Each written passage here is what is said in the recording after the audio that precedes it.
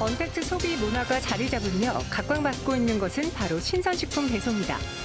그중 친환경 배송 물품을 앞세워 코로나19에도 흑자를 기록한 오아시스 마켓이 주목받고 있는데 오아시스 마켓의 대주주 바로 지어소프트. 지어소프트의 숨겨진 모멘텀과 투자 전략을 진단해본다.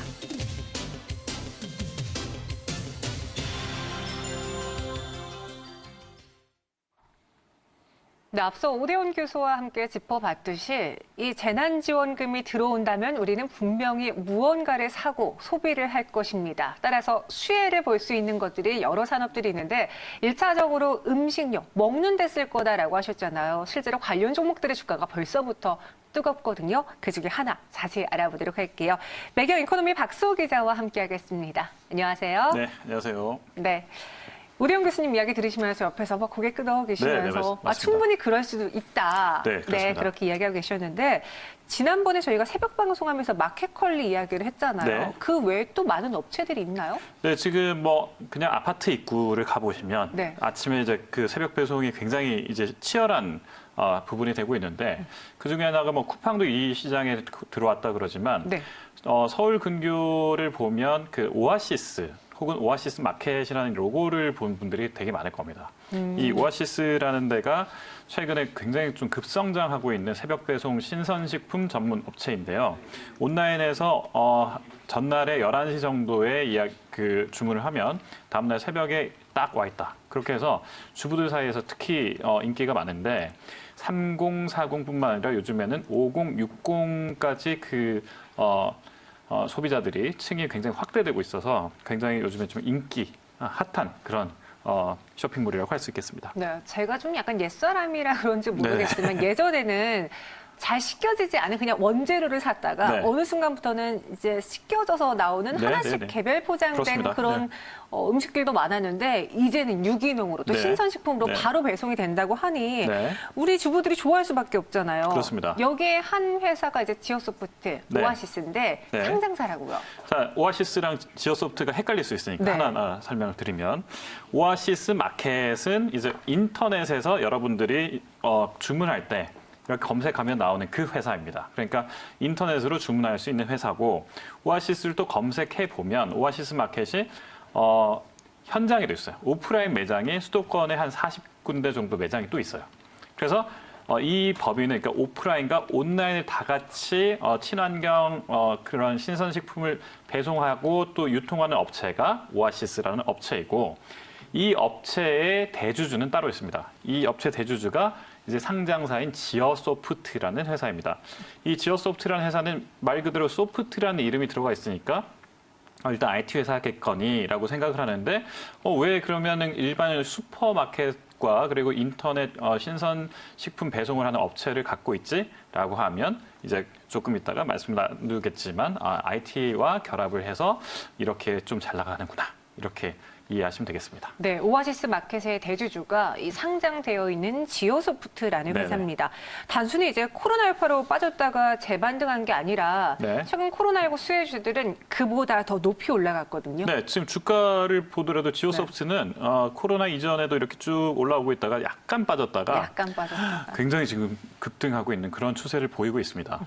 네, 그러면 이 회사 지어소프트와 함께 오아시스 마켓의 실적 그리고 구체적으로 어떤 회사인지 하나씩 설명해 주시죠. 네, 일단 지어소프트도 굉장히 오래된 그 소프트웨어 회사지만 오아시스부터 조금 말씀을 드리면 오아시스를 이해하기 위해서는 일단 지어소프트가 2015년에 오아시스와 함께했던 그 과정을 좀 말씀드려야 됩니다.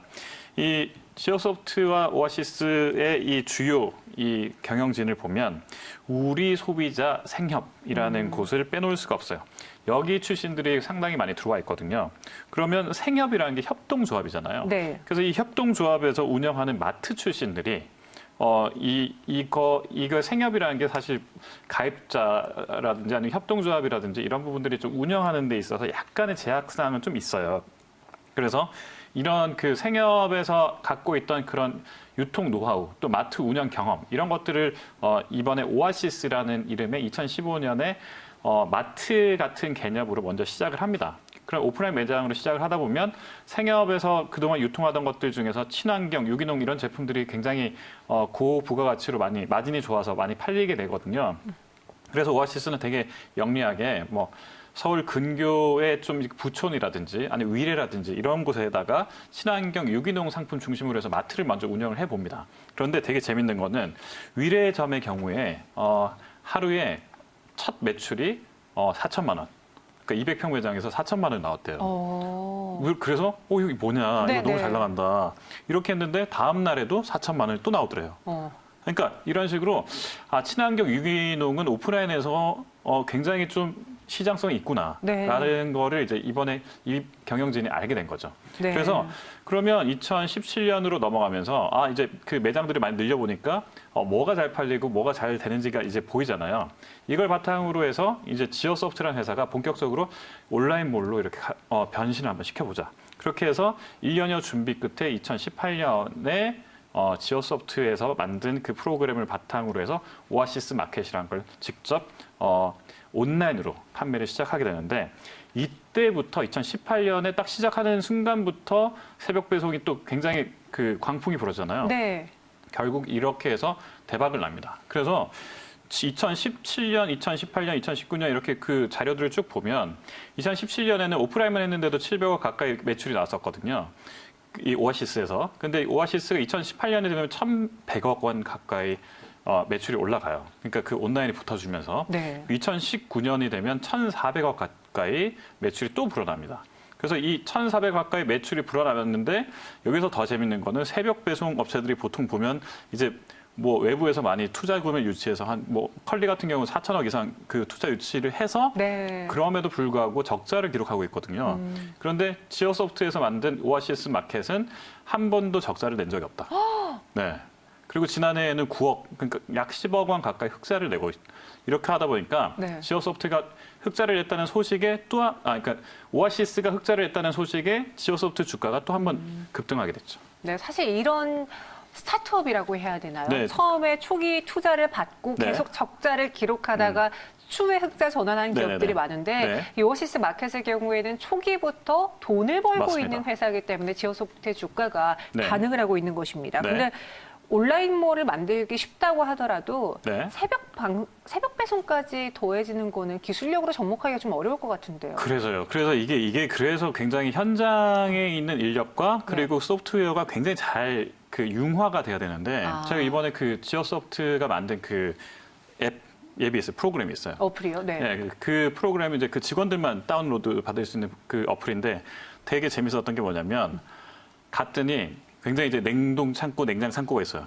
문을 열고 딱 들어가면 온 직원들이 자기 스마트폰을 막 보고 있으면서 굉장히 분주하게 왔다 갔다 하고 있어요. 네. 그래서 왜 그러냐 그랬더니 스마트폰에서 이제 고객들이 주문이 막 쏟아지게 들어오잖아요. 그러면 이거 여기에 스마트폰에 올려놓고 여기서 이제 품목이 떠요. 그럼 품목이 있으면 여기에 몇 번에 있는 진열돼 있는 몇 번의 품목을 뭐 달걀이면 달걀, 우유면 우유 이런 것들을 품목을 내려서 그대로 내리고 이렇게 포장을 하고 나면 그다음에 딱 누르면 포장이 끝났다라는 걸 그냥 소프트웨어로 다 알려주는 거예요. 그러니까 디지털화가 됐다라는 거네요. 그런 거죠. 네. 그러니까 새벽 배송을 할 때 보통 보면 우리가 그 우유를 시키거나 한 가정에서 한 번에 여러 개를 시키지 하나에 하나씩 시키면 좀 힘들잖아요. 네. 그래서 이게 이제 하나에 여러 가지를 시켰을 때 한 박스에 담겨 오느냐 안 오느냐가 사실 여기서 이제 승부가 나는 건데 이래야지 그럼요. 효율이 높아지는 건데 여기는 한 박스에 여러 제품 품목을 여러 개를 시켜도 합포장이 돼서 올 수 있으니까 그만 물류에서 굉장히 그런 비용이 떨어지겠죠. 이런 것들이 소프트웨어가 받쳐주기 때문에 이런 것들이 가능하더라고요. 그러니까 이게 기본적으로 지오소프트가 이렇게 물류 IT에 이런 소프트웨어를 깔아놓고 여기에 또 그 생협 출신들이 그 어떤 제품들이 잘 팔리는 건지 뭐 친환경 유기농 제품 중에 잘 팔리는 건지 이런 것들을 다 받쳐주니까 이게 이제 그 융복합이 되면서 지오소프트가 주가가 같이 날아간다 이렇게 보면 되겠습니다. 우리가 온라인으로 살 때 좀 저렴하게 사기 네. 위해서는 하나의 품목을 대량으로 사잖아요. 네, 근데 네. 그게 아니라 이 오아시스 마켓은 내가 필요한 것을 하나씩 다 담아서 네. 한 박스채로 오다 보니 그렇죠. 약간 커스터마이징도 되고요. 네. 그런 부분에 있어서 흑자를 낼 수 있는 또 네, 차별화 네. 포인트가 있는 것 같네요. 네네네. 여기에 더해서 또 흑자를 낼 수 있는 비결이 하나 더 있습니다.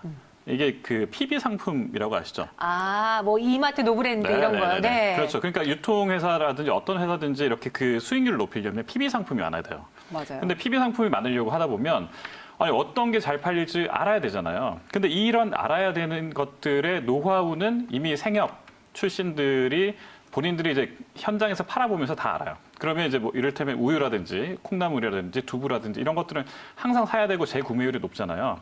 그러니까 이런 것들은 이제 아예 오아시스에서 본인들이 직접 이제 이 브랜드를 만드는 거예요. 뭐 정직한 배즙이라든지 뭐 이거 착한 뭐 이런 류의 이런 그 브랜드들을 만들어 가지고 여기서 직접 생산부터 그 유통까지 다 하다 보니까 그 유통 마진을 남길 수가 있는 거죠. 그러니까 PB가 지금 전체 품목수로는 전체 품목이 한 10%밖에 안 되는데 매출 비중은 30% 가까이 되니까 아, 역시 여기는 좀 똑똑하게 지금 운영을 잘 하고 있구나 이렇게 알게 되는 거죠. PB 상품의 비중이 네네네. 높은 것도 하나의 돈이 될 수 있고 네네네. 또 다른 차별화 포인트로 네. 친환경이라는 키워드를 봤거든요. 네, 그렇습니다. 그 친환경이라는 건 이제 아까 처음에 말씀드렸던 게 합포장이잖아요. 합포장. 네. 합포장에 더해서 여기 그 오아시스 마켓을 이용하시는 분들은 많이 알고 있어요, 이미. 여기 보면 이제 뭐 여기 다시 이거를 그 키트를 보내주셨는데 이 배송 이 박스를 저희는 재활용하고 싶어요. 아니면 다시 갖고 가세요. 이거 다른 데 다시 쓸 수 있으면 이거 그대로 저희가 다시 내놓을게요. 그러면 이런 비율이 거의 70% 가까이 됩니다. 그러니까 포장지를 일단 친환경으로 만들어 놓고 또 이 포장지를 재사용할 수 있게끔 하는 거를 품목에서 그러니까 소비자들이 고르게 하면 소비자의 70%가 이걸 다시 되가져가는 이런 풍토를 만들어서 친환경 굉장히 일조하고 있다. 이런 이미지를 소비자한테 각인시켜서 이 회사는 참 착한 회사다. 뭐 바람직한 회사다. 요즘에 시류에 맞는 회사다. 이렇게 지금 어필을 하는 거죠. 제가 쓰는 택배 상자들은 항상 한 번 쓰고 나면은 다 흐물어지고 네네네네. 망가지던데 재활용도 가능하다라고 네. 해서 이 소비자들의 마음을 샀고요. 반대로 분명히 어떤 회사든 약점은 있습니다. 네. 우리 박소 기자님이 약점을 또 빼놓는 분은 아니거든요. 네, 그렇습니다. 이게 이제 주가라는 게 항상 뭐 제가 무조건 좋습니다라고 할 수가 없는 것이 여기도 보면 이제 아직까지는 친환경과 유기농 이런 제품에서는 굉장히 잘 나가고 있습니다만 이제 아무래도 이제 그 SKU라고 하죠. 그 품목이라고 하는데 이 품목이나 카테고리를 이제 확장할 수밖에 없어요. 왜냐하면 그 3040부터 시작해서 최근에 5060의 많은 소비자들이 이제 이 오아시스를 주목하고 있는데 이렇게 하다 보면 아니 이거 저기 뭐야 음식만 살 것이 아니라 여기에 있는 그 식기세척기라든지 뭐 생활과전이라든지 공기청정기는 안 파나요? 뭐 이런 식으로 할 거 아니에요. 이랬을 때 오아시스가 뭐 이런 걸 직접 만들 수는 없는 거고 그러면 이제 결국 이제 브랜드 인지도가 있는 브랜드 제품들을 여기다 들고 와서 같이 팔아야 되는데 이렇게 됐을 땐 좀 이제 한계가 있을 수가 있죠. 왜냐하면 그때는 이제 또 여기에 최저가 정책을 쓰는 쿠팡이라든지 또 최근에 생활가전을 강화하고 있는 마켓컬리라든지 이런 쪽하고 또 부딪힐 수밖에 없거든요. 이랬을 때 아니 그러면 오아시스에서 한 번에 사는 게 더 좋아야 고객들이 살 텐데 그런 것들을 과연 해줄 수 있느냐 이런 것들이 문제가 있을 수 있겠고요. 또 한편으로는 그렇게 하다 보니까 지금은 판관비를 별로 안 썼어요.